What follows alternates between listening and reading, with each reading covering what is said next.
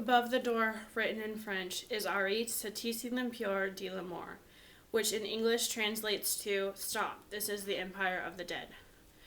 Now below Paris, there are 5 to 6 million bodies housed in these tunnels called the catacombs. Now these tunnels have a lot of myths and a lot of legends that surround them.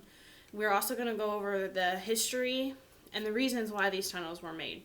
So I have about 4 or 5 different sources. According to Andrew Grant, Jacob Hill, The Walks of Italy, and the Site History of the Catacombs, they all go over the basic information of the catacombs, so it's just easier if I cite them now. To start with, in Paris in the 17th century, there was a bubonic plague that came through, and it wiped out tons of people. And it come to the point where the cemeteries above ground were overflowing so bad that one day when a spring rain came in, it washed these bodies into the streets of Paris.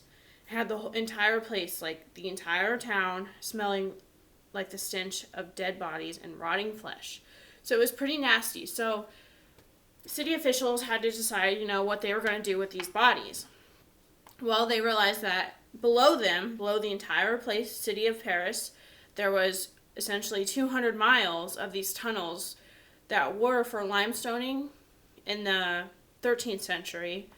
They were used by Parisians, or people that are native to Paris is basically what that means, for limestoning, which is what essentially created the city itself to help create it. There was these tunnels underground that they were just not being used for anything, so they decided, maybe we should move all of these bodies underground. But they didn't want to face the hostile reactions from the churches and the family members of these people. So what they decided to do was, at night, in the 1985 to 1987 was the first evacuations of these bodies. At night, they had to move these bodies from the cemeteries, especially Les Innocents was the biggest and largest cemetery that had all of these bodies. They had to move all of these bodies from the cemetery down these wells into the tunnels, essentially. And the quarry workers that were doing this decided to arrange them into these decorative designs. Here's a picture of that if you want to see that. Those are all bones all along the walls.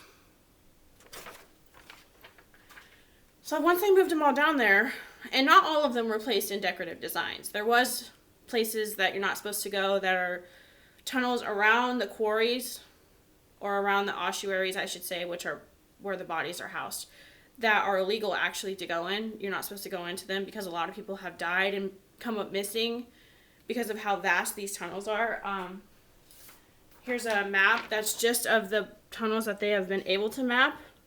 Experts say that you will not be able to map all of the tunnels or be able to explore them because of how small some of the areas are to get into and because of how big, vast these dimensions are of these tunnels.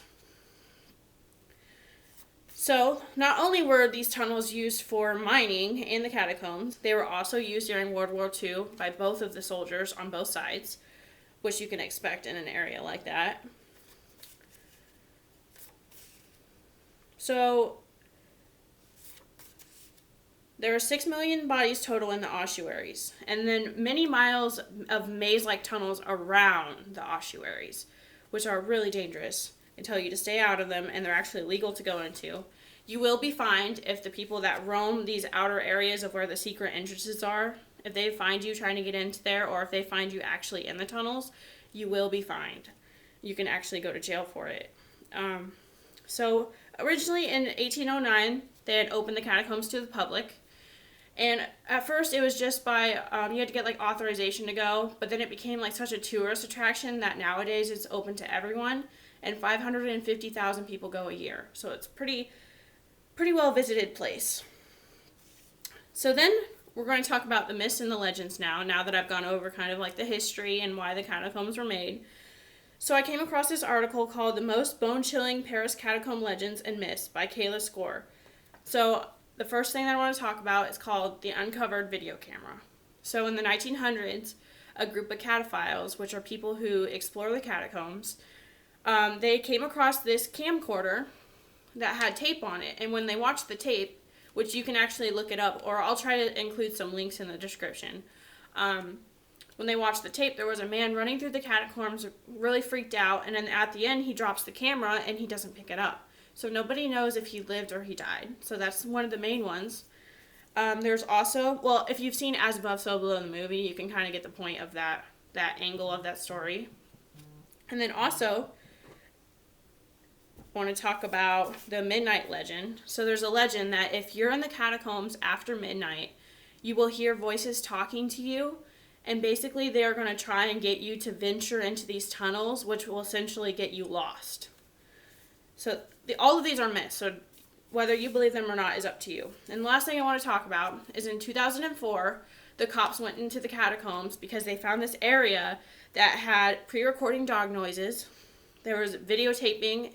There was a TV down there. There was a movie center, a bar, a lounge, and some other areas. Well, they came back the next day with a bigger group to look at all this stuff, and there was a note that read, "Don't search." So now I'm going to conclude. Those are all myths, but the rest of it is history. I'm going to conclude this and see what you guys think about this. These are the catacombs of Paris, so thank you.